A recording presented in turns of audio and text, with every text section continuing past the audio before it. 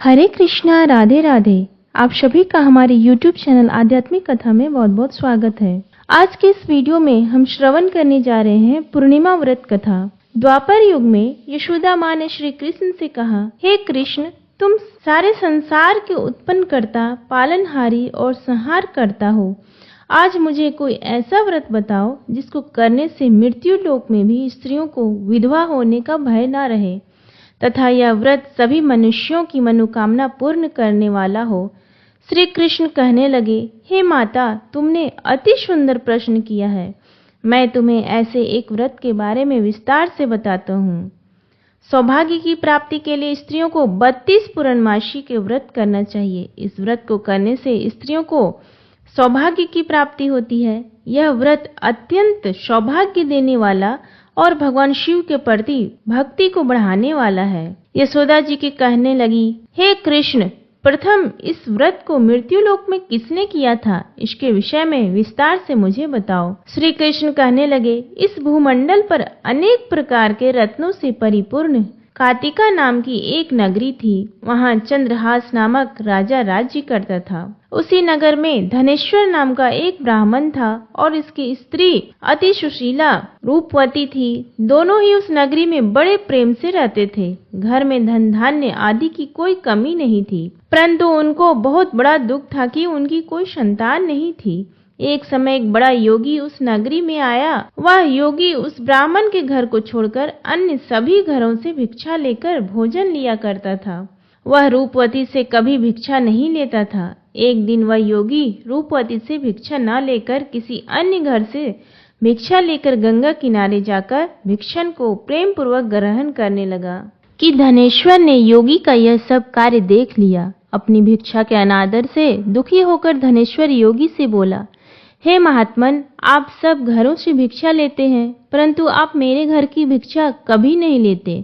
इसका क्या कारण है? योगी ने कहा, निसंतान के घर की भिक्षा पतितों के अन्न के तुल्य होती है, और जो पतितों का अन्न खाता है वह भी पतित हो जाता है। क्योंकि तुम निसंतान हो, इसलिए पतित हो जाने के भय से मैं तुम्हारे घर की भिक्षा नहीं लेता। धनेश्वर योगी की यह बात सुनकर बहुत दुखी हुआ और हाथ जोड़कर योगी के पैरों में गिर गया और कहने लगा, हे महाराज, यदि ऐसा है तो आप पुत्र प्राप्ति का उपाय बताइए। आप सर्वज्ञानी हैं, मुझ पर कृपा कीजिए। हे भगवान, मेरे घर में धन की कोई कमी नहीं है, परंतु मैं पुत्र न होने के कारण अत्यंत दुखी हूँ। आप मेरे इस दुख के कारण को हरण करें। आप सामर्थ्यवान हैं। यह सुनकर योगी कहने लगे, हे ब्राह्मण, तुम चंडी की आराधना करो। घर आकर उसने अपनी पत्नी से सब वेदांत कहा और स्वयं तप करने के लिए वन में चला गया।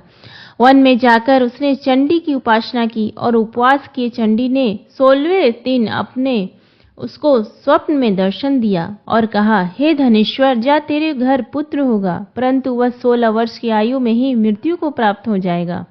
यदि तुम दोनों पति पत्नी 32 पूर्णमासियों का व्रत विधि पूर्वक करोगे तो वह दीर्घायु हो जाएगा। जितनी तुम्हारी सामर्थ्य हो, आटे के दिए बनाकर शिव जी भगवान का पूजन करना, परंतु पूर्णमासी के व्रत 32 होने चाहिए।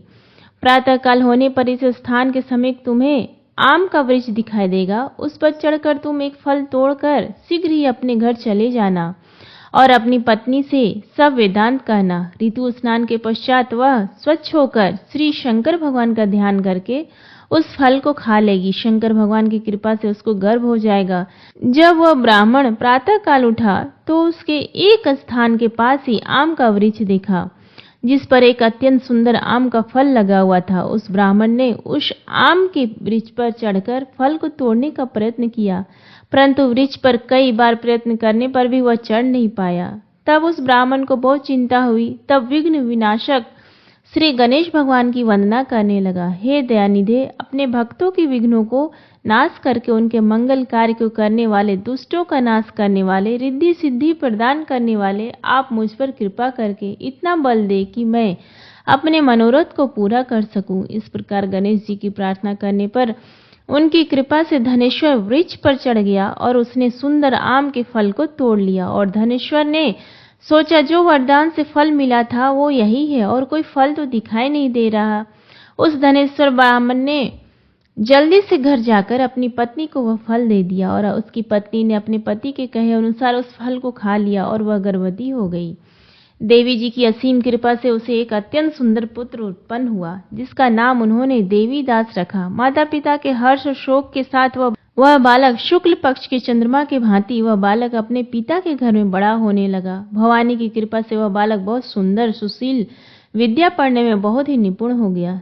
दुर्गा जी की आज्ञा के अनुसार उसके पिताजी ने 32 पूर्णमासी का व्रत रखना आरंभ कर दिया, जिससे उसका पुत्र बड़ी आयु वाला हो गया। 16वें वर्ष लगते ही देवीदास के माता पिता को बड़ी चिंता हो गई कि कहीं उनके पुत्र की इस वर्ष मृत्यु न हो जाए। इसलिए उन्होंने अपने मन में विचार किया कि यदि यह घटना उनके सामने हो गई तो वो कैसे सहन कर सकेंगे। इसलिए उन्होंने देवीदास की माँ को बुलाया और कहा, हमारी एक बहुत बड़ी इच्छा है कि देवीदास 1 वर्ष तक काशी में जाकर विद्या अध्ययन करे और उसको अकेला भी नहीं छोड़ना चाहिए, इसलिए साथ में तुम चले जाओ और 1 वर्ष के पश्चात इसको वापस ले आना। सब प्रबंध करके उसके माता पिता ने काशी जाने के लिए देवीदास को एक घोड़े पर बिठाकर उसके मामा के साथ भेज दिया, परंतु यह बात उसके मामा या किसी और से नहीं बताए। धनेश्वर तथा उसकी पत्नी ने अपने पुत्र की मंगल कामना तथा दीर्घायु के लिए भगवती दुर्गा की आराधना और पूर्णमासियों का व्रत करना आरंभ कर दिया। इस प्रकार बराबर 32 पूर्णमासी के व्रत को उन्होंने पूरा किया। कुछ समय पश्चात एक दिन वह मामा और भांजा मार्ग में रात बिताने के लिए किसी गांव में ठहरे हुए थे।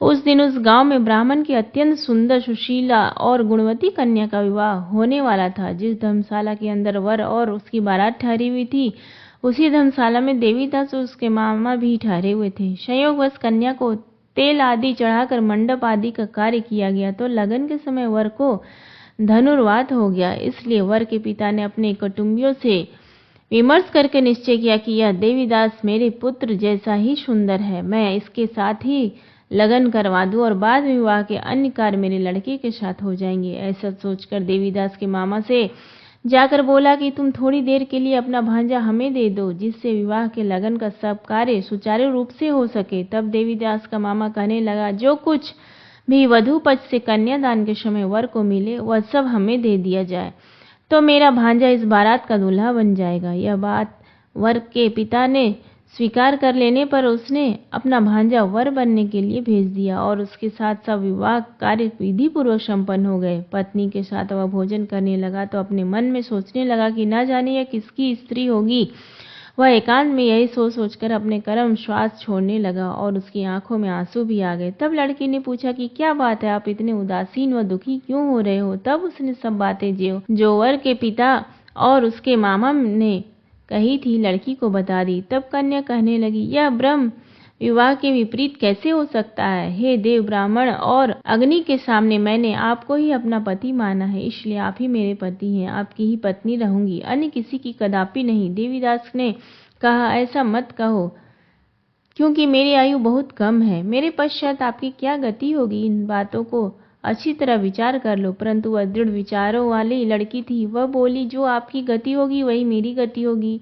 हे स्वामी, आप उठिए और भोजन कीजिए, आप निश्चय ही भूखे होंगे। तब देवीदास और उसकी पत्नी ने भोजन किया तथा शेष रात्रि वह सोते रहे। प्रातःकाल देवीदास ने अपनी पत्नी को 3 नागों से जुड़ी हुई एक अंगूठी दी, एक रुमाल दिया और बोला, हे प्रिय, इसे लो और संकेत समझकर स्थिर चित्त हो जाओ। मेरा मरण और जीवन जानने के लिए एक पुष्प वाटिका बना लो, उसमें सुगंधी वाली एक नवमल्लिका लगाओ और उसको प्रतिदिन जल से सींचा करो और आनंद के साथ खेलो कूदो और उत्सव मनाओ। जिस समय और जिस दिन मेरा प्रणात होगा यह फूल कुछ सूख जाएंगे और जब यह फिर से हरे हो जाए तो समझ लेना मैं जीवित हूँ। यह बात निश्चय करके समझ लेना, इसमें कोई भी संशय नहीं है।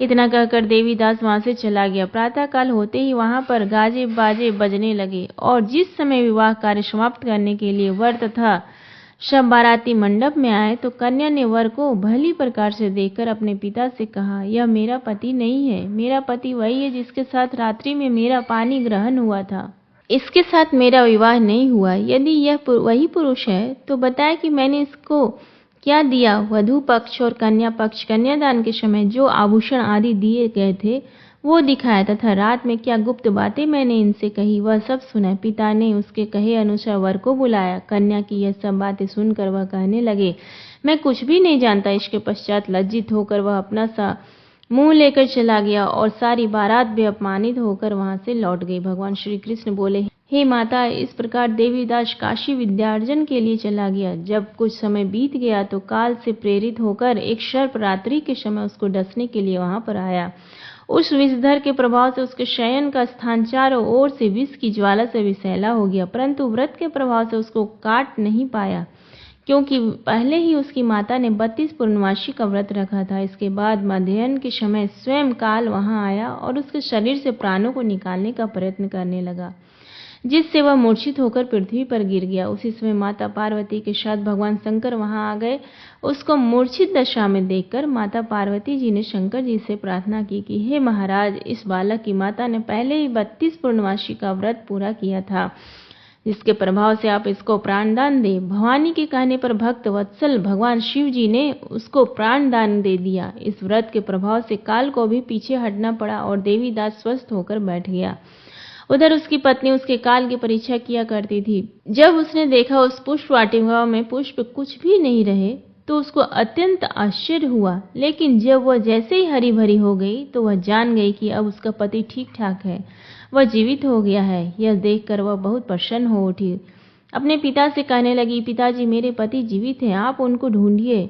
जब 16वें वर्ष व्यतीत हो गया तो देवीदास भी अपने मामा के साथ काशी से चल दिया। इधर उसके ससुर उसको ढूंढने के लिए अपने घर से जाने वाले ही थे कि वह दोनों मामा भांजा वहां पर आ गए। उनका आया हुआ देखकर उनके ससुर को बहुत प्रसन्नता हुई और वह उन्हें अपने घर ले गए। उस समय नगर के निवासी भी वहां इकट्ठे हो गए और सब ने निश्चय किया कि अवश्य इस बालक के साथ कन्या का विवाह हुआ था। उस बालक को कन्या ने जब देखा तो पहचान लिया कि यह तो वही है जो संकेत करके गया था। तब उपरांत सब कहने लगे, भला हुआ यह आ गया है, और सब नगरवासियों ने आनंद मनाया। कुछ दिन बाद देवीदास ने अपनी पत्नी और मामा के साथ अपने ससुर के घर से बहुत सारे उपहार लेकर अपने माता पिता के घर तरफ प्रस्थान किया।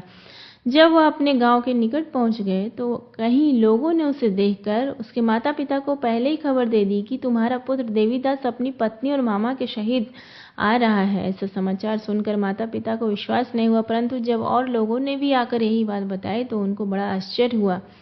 लेकिन थोड़ी देर में देवीदास ने आकर अपने माता पिता के चरणों में अपना सर रख कर प्रणाम किया और उसकी पत्नी ने अपने सास ससुर के चरणों को स्पर्श किया तो माता पिता ने अपने पुत्र और पुत्रवधू को हृदय से गले लगा लिया।